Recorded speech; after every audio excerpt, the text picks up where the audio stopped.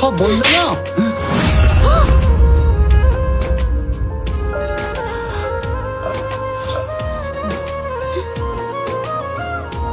তুমি আমায় বেশ করেছি, আরো মার।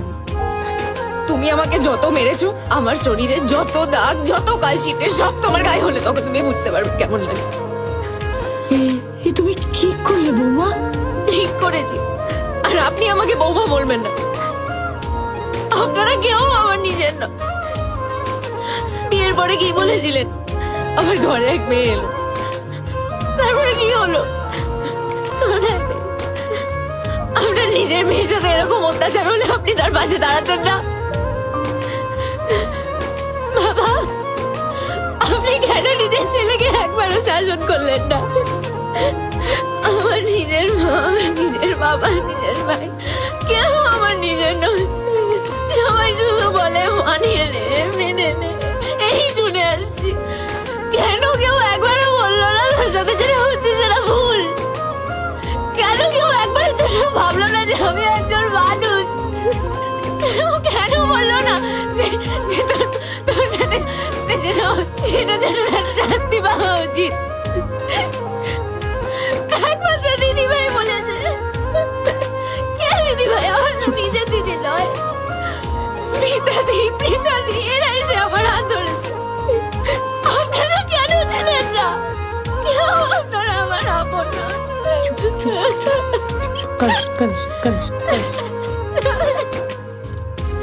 কেন কাঁদছিস তুই? তুই ভাবছিস তোর কান্নাকাটি দেখে রিয়েলাইজ করবে যে ভুল বুঝতে পারবে? কোনদিন দেখিনি মেয়েটাকে চোখ তুলে কথা বলতে। দেওয়ালে পিঠ থেকে গেলে সবার মুখ থেকে কত কথা বেরোয় না? চুপ কর। এই এই শি ইজ মাই ওয়াইফ। হ্যাঁ, ওর যা হয়েছে না হয়েছে আমি বুঝে নেবো। ওয়াইফের মানে বোঝো তুমি? কিভাবে তাকে ছুঁতে হয়, আদর করতে হয় জানো? কি ওয়াইফ করছো তুমি? শোনো শোনো শোনো শোনো, ওয়াইফ হওয়ার আগে না ও একজন ইন্ডিভিজুয়াল, একজন মানুষ। মানুষ রেসপেক্ট করো মানুষকে। সরো।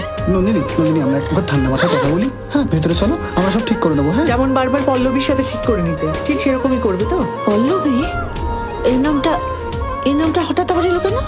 আমার দেখা হয়েছে পল্লবীর সাথে, আমি সব শুনেছি। আরে মিথ্যেবাদীও। শি ইজ আ তাই না? হ্যাঁ, সে তো তুমি কোর্টে গিয়ে নন্দিনীর সম্পর্ক তাই বলবে, মানে বলবেই। আবার কোর্ট কাছারির কথা উঠছে কেন বৌমা? অন্যায় করলে তো কোর্টের কথা উঠবে, কারণ নন্দিনী তো এবার আর কমপ্লেনটা উইথড্র করবে না। মানে আমি থানায় এফআইআর করে এসেছি। তুমি কি সর্বনাশ করে